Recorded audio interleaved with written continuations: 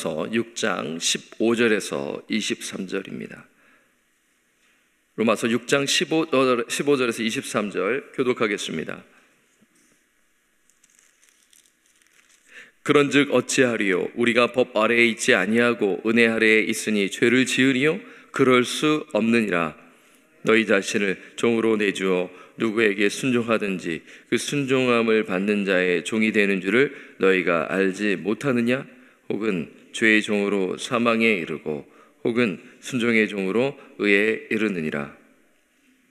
하나님께 감사하리로다. 너희가 본래 죄의 종이더니 너희에게 전하여 준 바 교훈의 본을 마음으로 순종하여 죄로부터 해방되어 의에게 종이 되었느니라. 너희 육신이 연약함으로 내가 사람의 이해대로 말하노니 전에 너희가 너희 지체를 부정과 불법에 내주어 불법에 이른 것 같이 이제는 너희 지체를 의에게 종으로 내주어 거룩함에 이르라.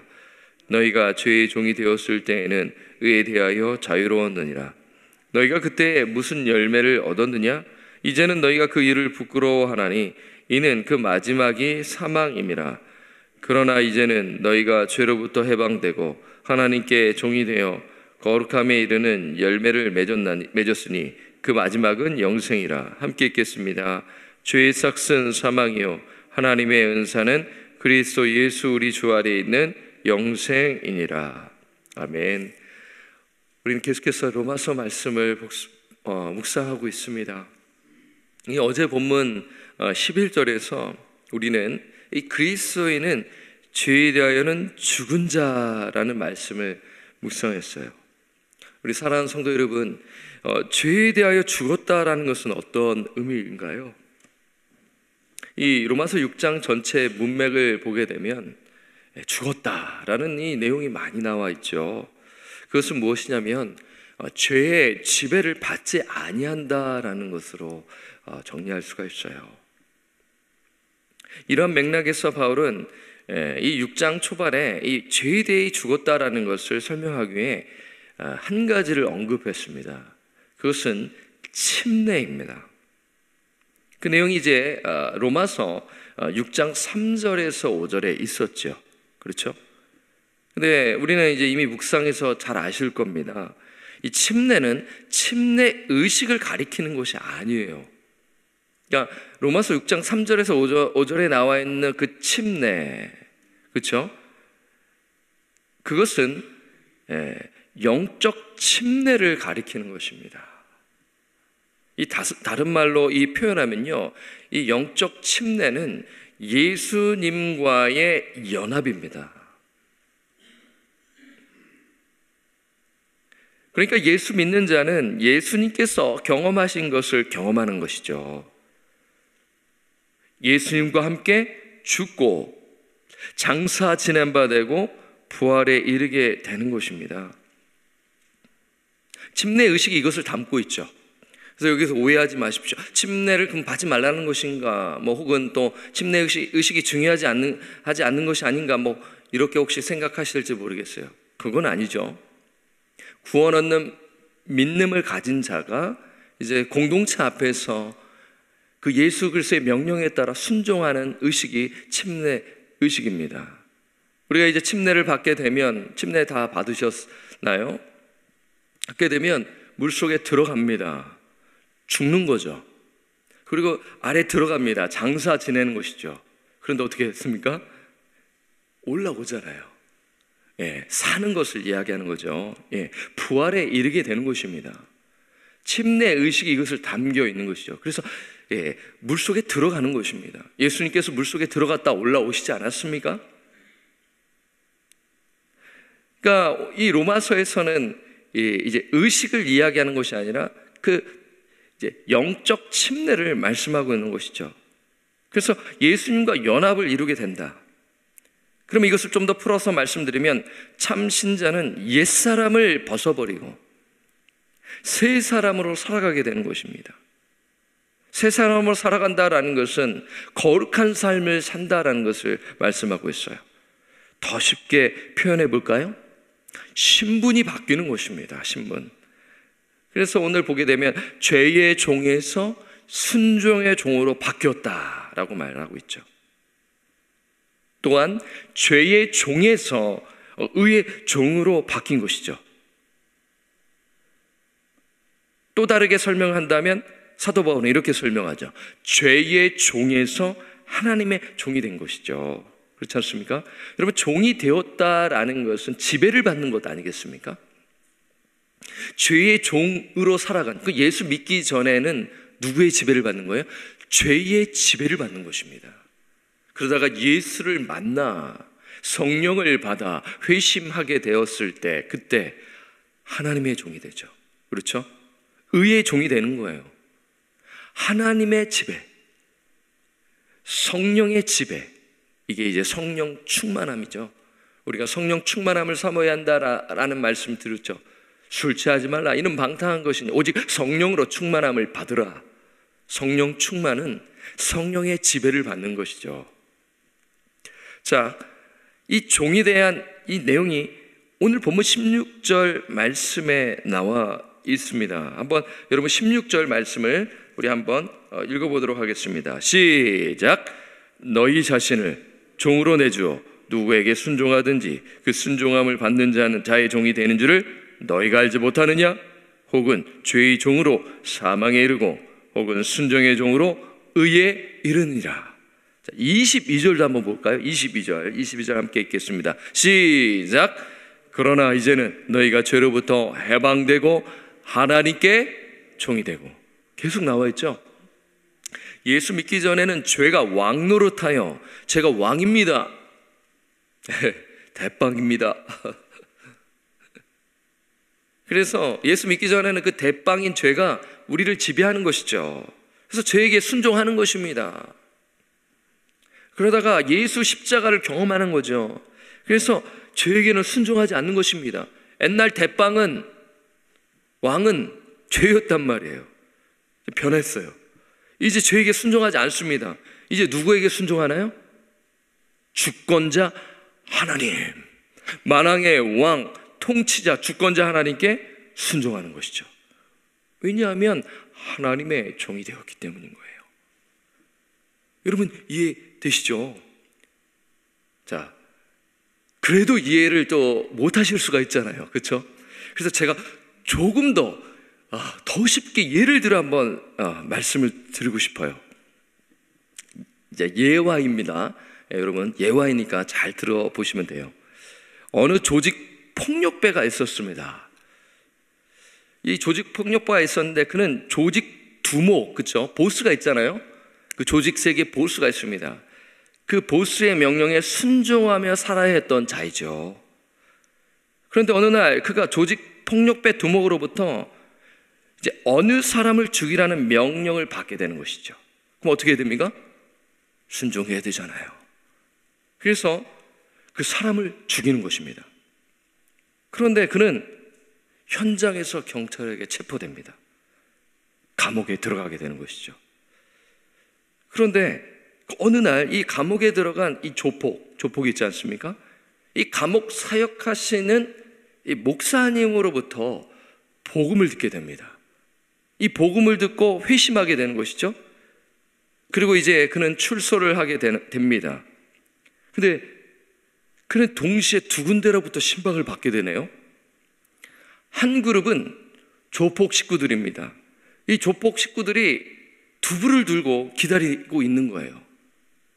예, 여러분, 영화를 통해서 여러분 상상이 되시나요? 그렇죠? 두부 들고 이제 새롭게 다시 이 세계에 다시 들어가야 되지 않을까? 그런데 다른 한 그룹이 또 있는 거예요. 옆에 목사님이 조폭에게 소개를 시켜준 교회 식구들이 두부를 들고 기다리고 있는 것입니다. 자, 조폭은 어디로 가야 할까요? 여러분, 어디로 가야 합니까? 조폭은 거듭났기 때문에 어디로 가야 돼요? 교회 식구들에게 가야죠. 조폭의 명령을 듣지 않고 누구 명령을 들어야 합니까? 하나님의 말씀을 들어야 하는 자가 되었으니까 하나님이죠. 하나님.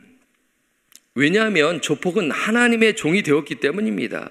그래서 그는 하나님의 말씀에 순종할 수가 있는 거예요. 그러니까 순종은 축복이에요. 어우, 순종하라고 하네. 어우, 힘들어. 예, 그거는 이제 생각해 봐야 돼요. 예, 나의 영적 상황을 종합적으로 잘 판단해 봐야 되는 것이에요. 여러분, 순종은 무엇이냐면 거룩한 삶을 사는 것입니다.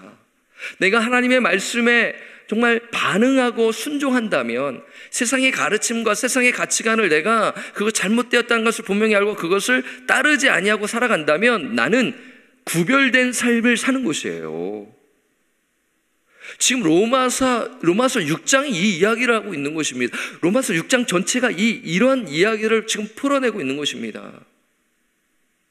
그런데 어떤 분은 이 로마서 6장 말씀을 볼 때 이해는 되는데 고민을 갖거나 의문을 갖게 되는 분들이 계시죠.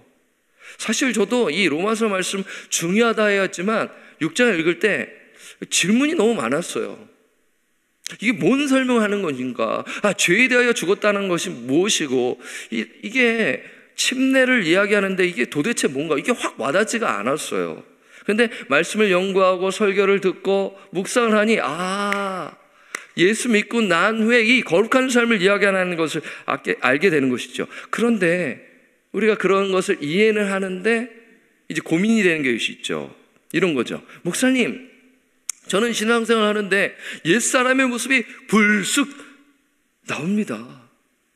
설교를 들을 때는 은혜가 되고 감동이 밀려오는데 예배당 나가면 내 욕심대로 살아가요. 안 하려고 참았는데 막 욕이 막 나오려고 하는 거예요. 그래서 욕을 하는 거예요. 그렇죠? 여러분, 이 부분에 대해서 어떻게 생각하시나요? 예수 믿는 참신자는 하나님의 종으로 되었다는 거 알잖아요. 왜 그렇습니까? 왜 그렇습니까? 그 말씀이 들어와 성령이 지배를 받기 때문이에요. 그런데 왜 죄를 짓습니까? 아직 죄성이 있다라는 것이에요. 하나님 나라에 들어가기 전까지는 우리는 죄성이 있는 거예요.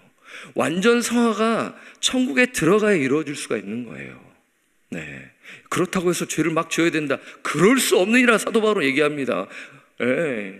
의롭다함을 얻게 되었으니, 은혜를 얻게 되었으니 막 죄를 지어도 되나? 죄가 있는 곳에 은혜가 있다고 해서 죄를 지어야 된다, 그럴 수 없다라고 분명히 얘기하죠. 네. 예수 믿는 자 역시 죄를 지을 수 있는 유혹이 있는 것을 우리는 오늘 이 본문을 통해서 또한 생각해 봐야 한다는 것이에요. 물론 참신자는 죄의 지배는 받지 않습니다. 여러분, 죄의 지배를 받는다라는 것은 무엇이냐면요, 습관적으로 고의적으로 죄를 짓는 거예요. 알면서도 습관적으로 고의적으로 몸부림치지 아니하고 회개하면 되지, 용서받을 수 있는 기회가 있지 하면서 아주 그것을 이용하면서 자신의 영혼을 생각해 봐야 돼요. 자신의 영적 상태를 생각해 봐야 돼요. 그렇죠?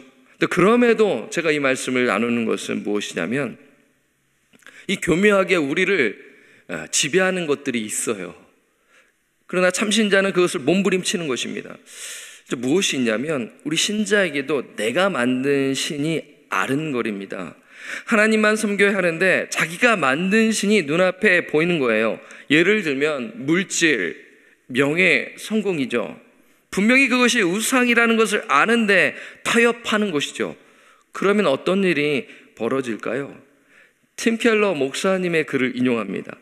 당신이 명예의 노예가 된다면 지속적으로 자기 연민과 시기심, 상한 감정, 미흡하다는 감정에 시달리게 될 것이다 라는 거예요. 명예라는 것, 인정의 욕구죠. 내가 높임을 받고, 그렇지 않습니까? 여러분, 이것은 세대별로 다 있습니다. 인정의 욕구가 다 있습니다. 예를 들어 또한 성공의 노예가 된다면 충동과 피로, 근심, 두려움 등에 시달리게 될 것이다. 하나님 외에 당신이 숭배하는 것은 많은 것을 약속해 주지만 실상 받게 되는 것은 없느니만 못한 것이다. 노예 상태란 실제로 이루어질 수 없는 것을 계속 붙들거나 붙잡기 위해 지속적으로 반복하는 것이다. 우상 숭배의 유일한 혜택이 있다면 그것은 망가짐이다. 이렇게 경고의 말을 남겨주셨죠. 그렇습니다. 참신자는 죄를 짓고 무척 괴로운 것이죠. 고통이 너무 심하죠. 여러분은 어떠십니까? 오늘 우리는 자신의 신앙을 점검해야 합니다. 어떤 분은 이렇게 말하는 것이죠. 예수를 30년 넘게 믿었는데 난 변화되지 못할까? 내 삶을 왜 이러지 하며 힘들어 하는 것이죠. 여러 가지 이유가 있을 수가 있습니다. 근데 그 중에 하나를 꼽으라면 그것은 자기 욕심, 자기 욕망 때문에 그럴 수가 있는 거예요. 내가 만든 신입니다. 나는 뭐 물질도 없고 높은 자리에 있지 않은데 나는 왜 이럴까? 그 자기 나름대로의 자기 욕심, 자기 명예가 있는 거예요. 그래서 그 지배를 받게 되면서 마음의 힘듦을 경험해야 되는 거죠. 따라서 이 부분을 해결하지 못하면 성장하지 못합니다. 믿음이 자라지 못합니다. 동일하게 사는 것입니다. 옛날 생각만 나는 거예요. 그 옛날 만났던 그 기억만 귀중하죠. 소중하죠. 하나님 나를 만나 주셨으니까요. 그런데 그 20년의 그것만 하고 지금 오늘 또 앞으로의 그 부분에 있어서 내가 잘하지 못하게 되는 것입니다. 그냥 내가 만든 신앙, 내가 했던 신앙 그대로 살아가는 거예요. 그렇게 하면 피곤해. 그렇게 하면 내가 힘들어. 자신이 갈망하는 것을 하나님께 돌리지 아니하면 아무리 교회 출석해도 옛사람의 모습으로 살아간다는 것이에요. 단지 교회 출석만 하고요, 설교만 듣고 끝나는 것입니다. 사랑하는 성도 여러분, 이것은 목회자에게도 해당됩니다. 목회자 역시 옛사람의 모습이 불쑥불쑥 튀어 올라오지요. 습관을 바꾸지 않는 한 내가 원하는 대로 목회자 역시 신앙생활을 하게 된다는 것입니다. 그래서 우리는 하나님의 종으로서 하나님을 가까이 해야 한다는 것이에요. 말씀을 가까이 해야 하는 것입니다. 몸부림쳐야 하는 것입니다. 그 일환으로서 훈련의 자리에 들어가는 것입니다. 28주라는 이제 제자반이 이번 주부터 시작되는데 그것은 몸부림치는 것입니다. 하나님의 종으로서 내가 말씀을 가까이 하고 더 가까이 하고 암송하고 말씀을 무장하고, 그래서 하나님이 주신 그 기쁨을 누리고 그 안에서 서로 말씀을 나누고 서로를 위하여 기도해주고 공동체에 들어가서 이 말씀대로 살아내는 것, 하나님의 종으로서 살아내는 것을 하는 것이 제자 훈련 아니겠습니까? 또한 우리가 더 나아가서 내가 제자 훈련반을 받을 수 없는 환경이라고 하신다면 우리는 늘 기도에 힘쓰며 성령을 따라 행해야 하는 것입니다. 그렇게 할 때 거룩함에 이르는 열매를 맺게 되는 것이에요. 이렇게 사는 그리스도인들이 체험하는 하나님의 축복이 무엇입니까? 로마서 6장 22절에서 23절에 이렇게 말씀하고 있습니다. 우리 함께 마지막 부분 결론 지으고 오늘 말씀을 맺도록 하겠습니다. 시작. 그러나 이제는 너희가 죄로부터 해방되고 하나님께 종이 되어 거룩함에 이르는 열매를 맺었나니 그 마지막은 영생이라.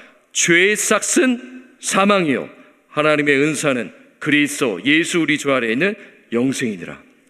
만약 우리가 하나님을 가까이 하지 아니하고 말씀을 순종하지 않으면 어떻게 됩니까? 삶의 변화는 없습니다.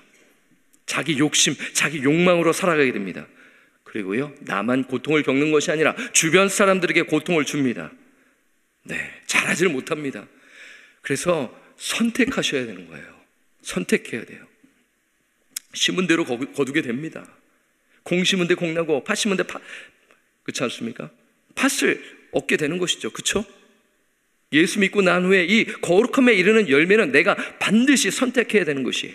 하나님의 말씀을 가까이 하고 그 말씀에 순종하든지 아니면 멀리하여 하나님의 말씀에 불순종하든지 둘 중에 하나를 선택해야 하는 것이죠. 오늘 새벽에 나오시는 성도님들, 온라인으로 하나님 앞에 나오신 성도님들, 더 하나님을 가까이 하시기를 바랍니다. 경건 훈련에 힘쓰시기를 바랍니다. 습관을 바꾸시기를 바랍니다. 그러면 여러분은 영적으로 성장하고 거룩함에 이르는 열매를 맺게 될 것입니다. 하나님의 종으로서 거룩한 삶을 사시는 저와 우리 성도님들 되시길 주님의 이름으로 부탁드리고 간절히 축원합니다. 아멘. 기도하겠습니다. 하나님 아버지, 오늘 로마서 6장 말씀을 풀어서 말씀을 선포하였습니다. 이 말씀은 저에게 하는 말씀이죠. 그리고 오늘 이 새벽을 깨우는 우리 성도님들 또한 들어야 하는 말씀이죠. 그런데 어느 정도 신앙생활을 하면 이 로마서 6장 말씀을 다 이해합니다. 그래서 어떤 경우에는 답답하고 내 신앙이 자라지 못하 고민하는 분들도 있을 줄 압니다. 그래서 이 말씀을 더 가까이 하며 기도하며 나아갑니다. 성령님, 각 사람 마음 가운데 임하여 주셔서, 말씀이 임하여 주셔서 더 몸부림치며 기도하며 말씀을 가까이 하고 내가 만든 신앙을 아버지 버리게 하시고 하나님 말씀 중심 순종하는 삶을 살아가 성경이 말씀하는 대로 살아가는 우리 모든 귀한 지체들, 권속들 되도록 은혜 내려 주옵소서. 이제 기도의 자리로 들어갑니다. 기도를 할 때 하나님의 그 말씀을 붙들고 오늘 이 선포된 이 말씀을 붙들고 내 자신을 위해 기도하고 공동체를 위해 기도하고 나라와 민족을 위하여 기도하는 하나님이 기뻐하시는 기도의 용사들이 되게 하여 주옵소서. 모든 것 의탁드렸고 우리를 구원하여 주신 존귀하신 우리 구주 예수 그리스도의 이름으로 축복하며 간절히 기도드립니다. 아멘. 하늘에 계신 우리 아버지여, 이름이 거룩히 여김을 받으시오며 나라가 임하시오며 뜻이 하늘에서 이루어진 것 같이 땅에서도 이루어지이다. 오늘 우리에게 일용할 양식을 주시옵고 우리가 우리에게 죄 지은 자를 사하여 준 것 같이 우리 죄를 사하여 주시옵고 우리를 시험에 들게 하지 마시옵고 다만 악에서 구하시옵소서. 나라와 권세와 영광이 아버지께 영원히 있사옵나이다. 아멘. 여러분의 개인의 기도의 자리로 나아가시도록 하겠습니다.